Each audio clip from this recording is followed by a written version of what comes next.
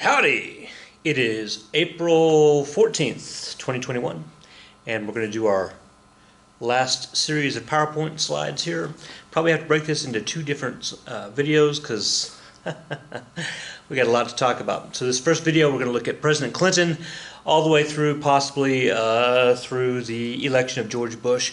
So we'll just go until we go, and we'll just cut that off and we'll start a new video because, yeah, that's how that works. All right, so President number 42, William Jefferson Clinton. He's our first baby boomer president, which means he was born post-World War II. Let's see, he was governor of Arkansas. And he went to Yale Law. His wife, Hillary Rodham Clinton, yes, that Hillary Clinton, who is now going to be First Lady, they went to Yale Law School. All right. There's a ton of stuff here, and we'll get to each one of those here in a little bit. It is important to note that Clinton is the first Democrat to win re-election, because he's going to run twice. He's going to win 2 times. So since FDR, that's been several videos ago. Goodness. All right, let's get to the year 1993. Where were you? Now you guys, where was I? All right, 1993. I'm gonna say it because if I don't, he's gonna find out. So in 1993, sometime in April, I don't know the date, across the hall, the math teacher across the hall, Mr. Shattuck, was born in 1993. There, I said it. Also, I'm probably going to edit all that out, and if I don't, well, there you go. All right. Also in 1993, let's see, the beginning of the Clinton era, we're going to start with "Don't Ask, Don't Tell." The military, the United States military, has a policy that does not allow homosexuals in the military. So, Clinton, being a Democrat, thinking that he wants to open up the military to gay men and bisexuals and lesbians, and the military is going to give him some pushback. So they are going to negotiate. Congress is going to negotiate all this up, and then we're going to get a policy that's called "Don't Ask, Don't Tell." So the idea is homosexuals are going to be allowed to be in the, I'm sorry, they are not going to be allowed to be in the military, but if you don't ask somebody what their sexual orientation is, well then how will you know if they aren't allowed in the military, right? And so, right? So I wrote down the actual United States Code. It says why keep gays and lesbians, bisexuals out of the military? According to the United States Code, number 10, section 654, quote, "The presence of gay men, bisexuals, lesbians would create an unacceptable risk to the high standards of morale, good order and discipline, and unit cohesion that are the essence of military capability." So again, "Don't Ask, Don't Tell" says we are going to not allow people into the military based on their sexual orientation as long as we don't know anything about it. Now there is one interesting rule that says in there that says if somebody who is homosexual and they're like, "Oh man, Army, this is just not for me," and they suddenly just declare, "Hey, by the way, I'm homosexual. You can't have homosexuals in the Army. You got to kick me out. I broke the rule."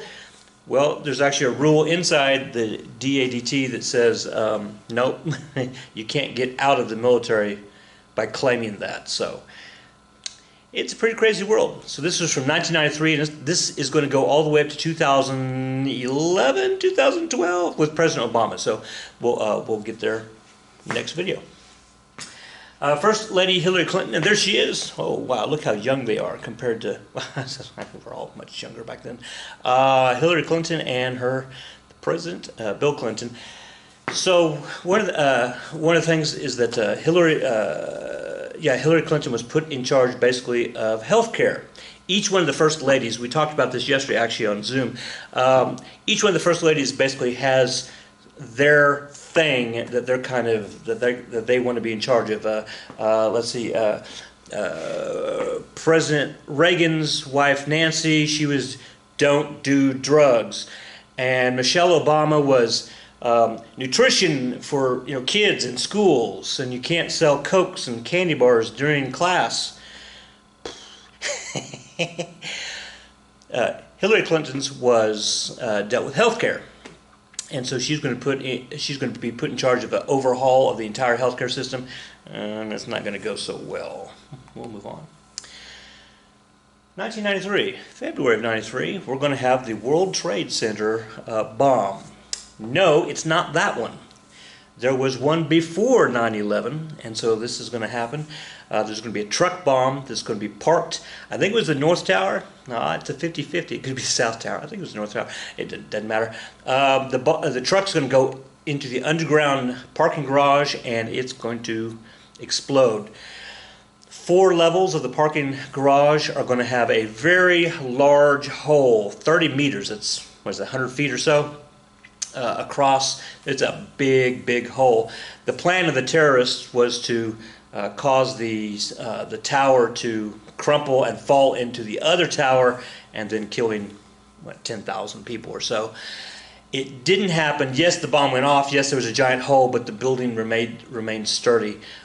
Smoke came out, went all the way up to the 93rd floor. Crazy stuff.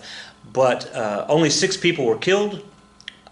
Unfortunate, but not 10,000. So that was the first bombing of the Trade Center. In April 1993, down in Texas, in Waco, Texas, we had a group of people led by a gentleman by the name of, I say gentleman, I'm editing that out, a guy by the name of David Koresh, who had, for the lack of better wording, a God complex, and he led a group of people called the Branch Davidians, named after David Koresh. And so it was a second coming of Jesus kind of a thing, and so a cult. When it was found out that I mean you're allowed to have a cult in the United States, right? First Amendment, right? Freedom of speech, freedom of press, freedom of assembly, freedom of religion. I mean, you can have a cult if you want, but you can't do certain things like keeping kids out of school and marrying kids younger than 14 and things like that. And that's not that you can't. And when that stuff happens, then you have the ATF, the alcohol, tobacco, firearms. They're going to show up, and they're going to surround the compound down there in Waco, Texas. And it was 52 days, something like that. I've got to sneeze. That's why I'm making that strange face. 52 days that they did that. And at one point, it looked like the Davidians were going to surrender, and then they didn't surrender, and then the ATF is going to move in, and a couple of them are shot and killed, I think 4 of them, and then the whole place went up in smoke. And actually, that's that picture that David Koresh and his people set themselves on fire. And between 76 and, what do I have up there, 82 people ultimately were killed there down in Waco, 1993. Let's jump 2 years, April 19th, 1995, the largest domestic terrorist attack in the United States. A guy by the name of Timothy McVeigh, and then he had a couple of friends with him, Terry Nichols being one. So they're going to rent a yellow Ryder truck, and they're going to put a 7,000-pound bomb in the back of this truck, ammonium nitrate and basically diesel fuel and nitro something other chemical. And at 9:02 in the morning, they're going to set that off. And they're going to put that in front of one of the federal buildings downtown Oklahoma City. And it's going to be awful. If you look it up in Wikipedia, it says 168 people, including 19 children, died. There were children there was a daycare center in the building. I have 169 up there. Different websites will say, well, one of the women were pregnant and she was in her 3rd trimester, so therefore that counts as a life. So anyway, you'll get between 168 and 169 deaths there. But awful, awful, awful. I had a friend who was in the across the street at the courthouse. He was on jury duty that day, and he said that the judge was basically banging his gavel to say, okay, we're about to start, and he bang, bang, and then there was a giant boom, and all the windows blew in and covered the courtroom in glass. So, I mean, right here in Oklahoma City. Awful.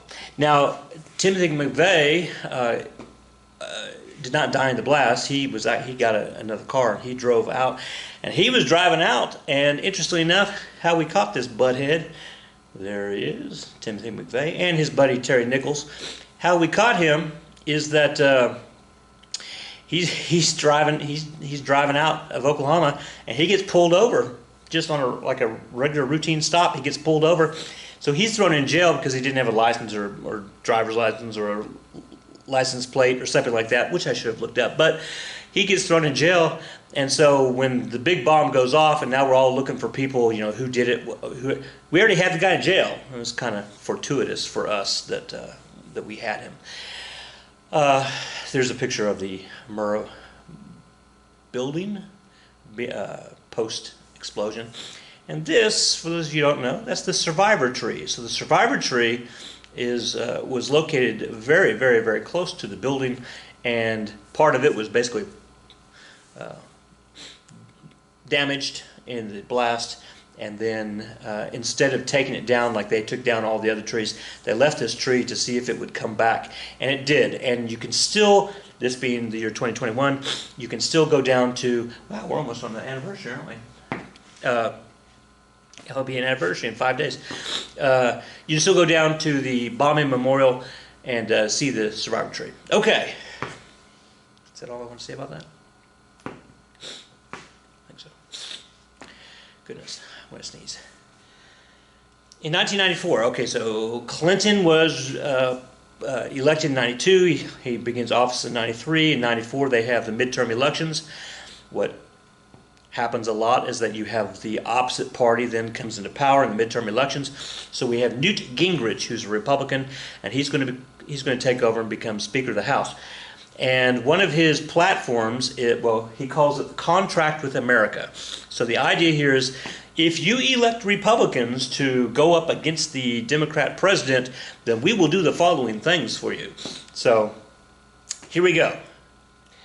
If you elect the Republicans, on the very first day of the next Congress, they're going to pass all these bills, including require all laws that apply to the rest of the country also apply to Congress. Huh. Wouldn't that be great? Oh, wait, it didn't pass. Select a major independent auditing firm to comprehensive look at waste and fraud or abuse. It didn't happen. Cut the number of House committees, cut committee staff by 1/3. It didn't happen. Limit the term of all committee, no. Ban the cat, no. Require committee meetings to be open to the public. Okay, that's mostly true now. Require a 3/5 majority vote to pass a tax, no. Okay. Guarantee an honest accounting of the federal budget by implementing zero baseline budgeting. Zero baseline budgeting says that each year, every single thing that we are paying for with our tax dollars has to be revoted on, as opposed to what is currently going on, where the budget is just pushed. All right, we're going to take last year's budget. We're just going to add to it. Nobody actually goes back and reads through last year's budget, or the year before, or the year before, or the year before. I think we're like on year 4 or 5 that we've had the same budget and they just keep adding to it. There you go. But this one, a zero-based budget, says that you reset every time. You reset every year. Obviously, we don't do that. Oh, man, look at all those words. Whew. Also, the Contract with America, they're going to try to pass some other things. Let's see, the Fiscal Responsibility Act, pass a balanced budget. Here we are in 2021. Good times. Oh, it was defeated by 1 vote. Man, can you imagine if we had one more vote? That would really change. The taking back of our, you know what? We'll talk about that in AP Government next year, just for fun, because I haven't said that yet. Taking Back Our Streets Act, the Truth in Sentencing Act, which says, hey, if you commit a crime and it's 5 to 10 years in jail, you actually serve 5 to 10 years and not like 2 years in good behavior and you get out. That's called truth in sentencing. Personal Responsibility Act, American Dream Act, National Security Restoration, Job Creation, Citizen Legislature. Okay, all those. Oh, look, the Citizen Legislature Act, a 12-year term limit for Congress members. None of these passed, or if they did, they were vetoed by the president, and so they tried.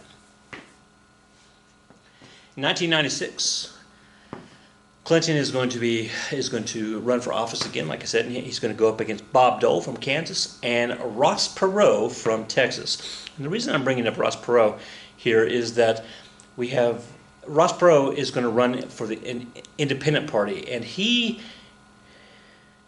you guys really need a Wikipedia or Google. You really need to Google Ross Perot. He's this little billionaire. I say little, a little guy. He's a billionaire, and he bought time on television stations and literally was just look at the camera, kind of like what I'm doing. Now this is before PowerPoint. Well, it was before he used PowerPoint, and he had these little flip charts, and he'd be like, "Okay," and I was about to do his accent, but I'm not gonna do it. I'm not going to do his accent. So he'd have these little flip charts, and he'd say, here's what we need to do, and here's this and this and this, and he'd flip it over, and here's the next, and he'd just talk right into the camera to the American people. He did not win. Bill Clinton won, but he did shine some light on some issues with regard to fiscal responsibility in the United States. Interestingly enough, 20 years later, President Trump is going to run on, actually exactly 20 years later. Good math skills right there. President Trump's going to run on some of those ideas that Perot presented. In his second term, Clinton, the economy was doing pretty dang good in the mid to late 90s. I mean, like, pretty dang good. And let's see, low interest rate internet businesses were starting. Let's see, 96. It was pre-Google. Pre-Wikipedia. It was, let's see, we had Netscape, we had Microsoft Explorer, we had AOL, we had CompuServe, we had in January of 1996, we had 100,000 websites. That's it. Right? 100,000 websites total in January of 96. Wow, goodness. And since then we've added a couple more. But the internet, it's starting to become a thing. North American Free Trade Agreement, NAFTA. And so NAFTA is, they're going to take away all of the taxes between, what do we call those? Starts with a T and starts with tariffs, right? All the tariffs between Mexico and Canada and the United States, we're going to get rid of those. And so it's going to be a free trade zone, So that means, I was about to say, all of your drugs that come in through Mexico, or all of your Canadian bacon that comes in from Canada, and clearly those are incredible stereotypes, tongue-in-cheek as I'm saying that, but they weren't taxed using extra tariffs. Blink, blink, blink, blink. World Trade Organization, Clinton supported the World Trade Organization, and he's going to fight against tobacco companies, and he's going to fight for gun control. Well, yes, that's what the Democrats do. The Republicans say no gun control. All right, there you go. That picture right there, President Clinton, and we don't have the Soviet Union anymore. That all collapsed. That was in the last video, and so that all collapsed, and so now we have the Commonwealth of Independent States, which is Russia and most of the other Soviet states, not including the Balkans or the Baltics, not the Balkans, the Baltics. And so I was about to name them, but you don't need me to do that. And here is Boris Yeltsin, and he's going to be the first president of Russia after the Soviet Union. Mikhail Gorbachev, he's going to be basically run out of town, and Boris Yeltsin's going to take over. And here these two guys are, and clearly buddy sharing a joke there in that picture. Now that communism was defeated, and that's in quotes, defeated, who's the bad guy? I mean, who's the bad guy, right? We still got Iran out there, and we've got some other people. We're about to add Iraq to the list, and we got North Korea. But we'll get to that later. Clinton doesn't have any place to send the troops. I mean, so let's see if we can find some places. Somalia. Oh yeah, the pirates in Somalia. That's bad. He's going to send them. Oh, but we take those back. He's going to saber rattle with China. But then China, they're spending a lot of money on us, so I can't do that with China. NATO, the American troops with NATO to Yugoslavia. I was about to say, Yugoslavia? Is that a thing now? That's actually, that's incorrect, right? Because in 90... Oh, wait, when did Yugoslavia... Oh, yeah. So that's not... Well, it's kind of Yugoslavia. I know I'm just talking to myself here, but we're talking about Serbia and Croatia and Montenegro and Bosnia-Herzegovina and the Kosovo and the one I can't remember. Wait, is there another one? No, I think I got them all. So we're going to send troops there because of the ethnic cleansing that's going on.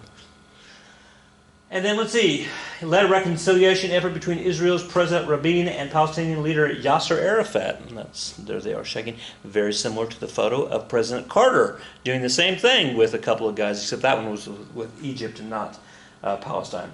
Rabin, by the way, is assassinated in 95, and then that's all going to fall apart. But we gave it a try.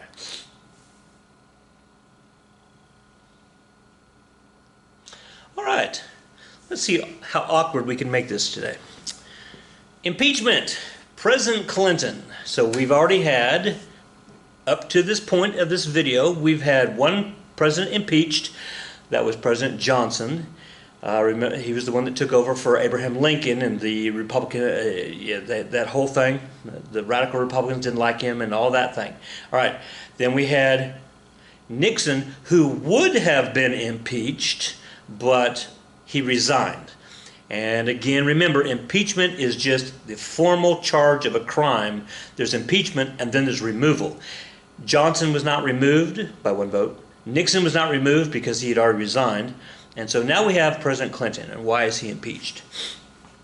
Well, President Clinton is going to be accused of having a relationship with one of his interns. Her name is Monica Lewinsky.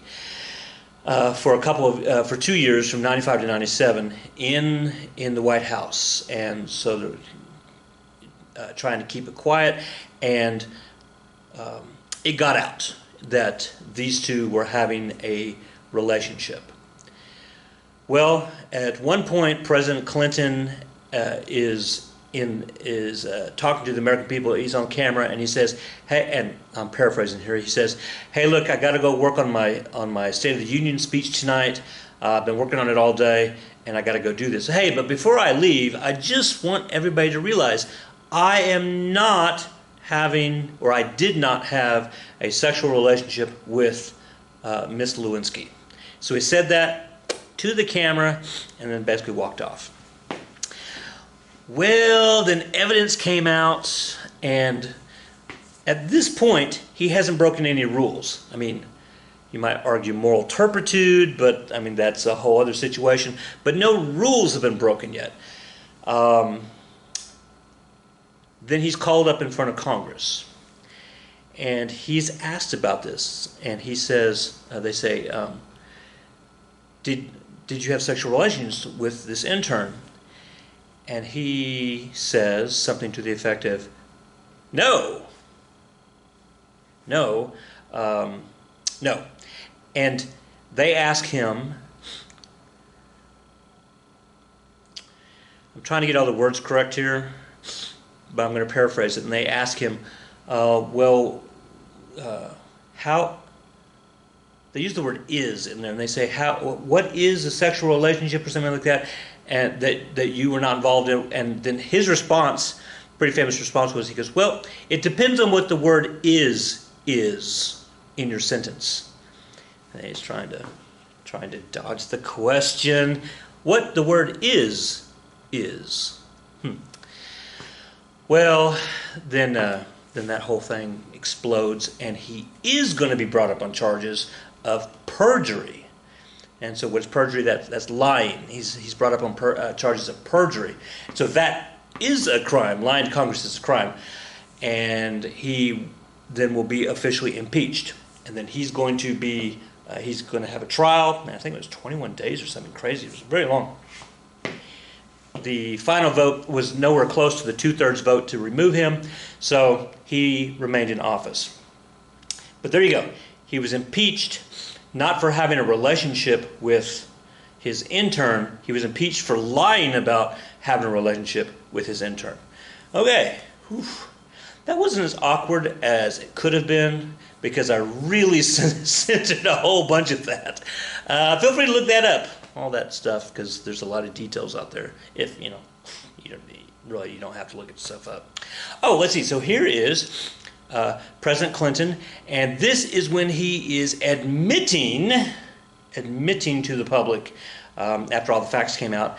He got up in front of everybody. There's his wife in the background, and he gets up and he says, I did have and I'm pretty close to quoting this, an inappropriate physical relationship. He doesn't say the word sexual. He just says an inappropriate physical relationship. And then that's Hillary Clinton giving him the look. Very famous picture. That's President Clinton. He's looking away from the camera. And this here, the girl that he's hugging, is Monica Lewinsky, the intern in question. Think about the time period, 1997, 98, when all this came out, 98, the impeachment. This last line right here, Monica Lewinsky claims to be the first victim of cyberbullying. President Clinton was a very popular president, and she, all by herself, almost, got him expelled. And, well, there you go. And so a lot of people on this brand new thing called the internet, they went after her. And so she wrote a book and was on a lot of TV shows, etc. All right. 2 more slides, and we're going to stop this one, I think. In 2000, we're going to have the next election. President Clinton has done this twice. We're not having him anymore. So we have President Clinton's vice president, Al Gore. So Al Gore, who invented the internet, those of you who get the joke, good for you. Al Gore versus George W. Bush, the son of George H.W. Bush, who is President 41. And those two. All right, so we're going to have an election. Everything's good, everything's golden, everything's great. And at the end of the night, George Bush is the winner by, it's pretty close, but he was the winner. And Al Gore concedes. That means that he calls up the other guy and says, all right, hey, it was a good race, but you won. Good for you. If you need any help, you know where to call me. And so he conceded. And then a couple of hours later, Florida, why does it have to be Florida? Florida says, we may have made a mistake. Well, here's the deal. Florida has, 25 electoral votes? If Florida made a mistake, we have the wrong president. Okay. So then Al Gore's like, no, I take it back. I did not concede. And this is where it starts to get crazy. I know you're thinking, no. Okay. Because the vote in Florida was very, very close, like less than 0.5%, the state law says that you have to have a recount, a machine recount. So then the machine recounts, and it turns out that, let's see, the first time it was President Bush, or George Bush, won by 1,700 some odd votes out of all Florida. So then there was the recount, and the recount said that he won, after they redid the machines, that he won by only like 370 some odd votes out of all Florida, right? So it was really close. I mean, we're talking about millions of votes, and he's going to win by 300. So obviously Al Gore's going to challenge this. Now we get into a situation. Are you sitting down? Are you sitting down? This actually happened in American politics. In Florida, how they voted, this is what they were looking at, and it's a punch machine. So you pick the person who you want to vote for, and you go up to the punch card, and it punches a hole. That's how they did it in Florida. They don't do that anymore. I don't think they do. Surely they would not. The problem here is that on the left side, it says Republican, Democrat, Libertarian, Green. Those are the political parties. On the right side, it says the Reforms Party, Socialist Party, Constitution of the Workers' World. All right. So there you go. Those are the people you can vote for. If you look at the left, it says Republican, Democrat, Libertarian. If you want to vote for Democrat, which hole do you punch? Well, if you're looking at the far left side, Democrat is the second one down, so you punch the second hole. But if you look at it closely, the Democrat is actually the third hole. The third hole. Pat Buchanan, the Reform candidate, is actually the second hole here. Republicans, Independent, Democrat. Republican, Democrat. So it's very confusing for people who can't read and or who are not paying attention. A lot of people paid attention at the last second. They put their card into the machine, and right before the machine punched, they would pull it out and they're like, "Oh wait, I almost put it on the wrong hole," and then they would punch it for Senator Gore. Okay. Well, what happens if the machine punched already? Can you have two punches? If you have two punches, that's an illegal ballot. You can't count it. Well, what if it punched some of the second hole, but really then they punch the whole third hole? Well, how much of the second hole do they have to punch for it to count as an invalid ballot? Are you sitting down? Here we have an example. All right, here's your new vocabulary word of the day. Chad. It's not just a lake in Africa. You're like, there's a lake in Africa called Chad. Yeah, it's over there by the country of Chad. The little piece, when you punch a hole in a piece of paper, the little piece that falls out of the hole puncher, that little circular dot, that's called a chad. Right? Now you know, there you go. You are welcome. And it doesn't matter, it doesn't have to be circular. It can be square or rectangle. Hey, look at this up here. If you press it, and just like you guys, you've all kind of played probably with the little handle, and you press it and it just makes the indentation, just makes that little circle, but it doesn't punch through it. But you can see that the circle was there, but the paper's still whole. That's called a pregnant chad, because it pooches. You can't really see it on camera. It pooches out. It's a pregnant chad.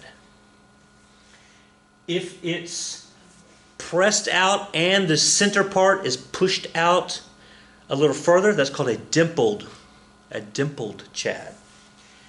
If there is one corner that's cut, and so like you could lift up one corner of it, well, that's called a tri-chad. If three sections are cut, so it's just swinging on one section, either left or right, or vertically or horizontally. Ooh, I did that wrong. Horizontally or vertically, well, unless you did it that way, they read that way. Then that's called a swinging door chad. And then if you we've seen this, you punch the paper and the whole thing's cut out except for one little bitty piece in the corner, right? And it's just barely hanging on there, and you just like, and that's called a hanging door Chad. You have the swinging door Chad and the hanging door Chad. All right.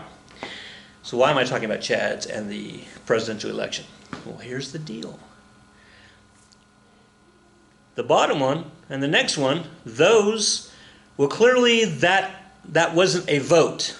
They were about ready to vote, and then they didn't vote, and then they voted for Al Gore later. But as you start going up the list here on this little cartoon, at what point does that count as a vote / invalidated ballot? And how would you know? You see what these guys are doing in this picture? I can't even make this up. Do you see what these guys are doing in the picture? They're taking magnifying glasses and or holding things up to the light to see if the Chad is pregnant, or if it's a hanging door, or if it's a tri-Chad, or if it's a swinging door, or if it's a dimpled.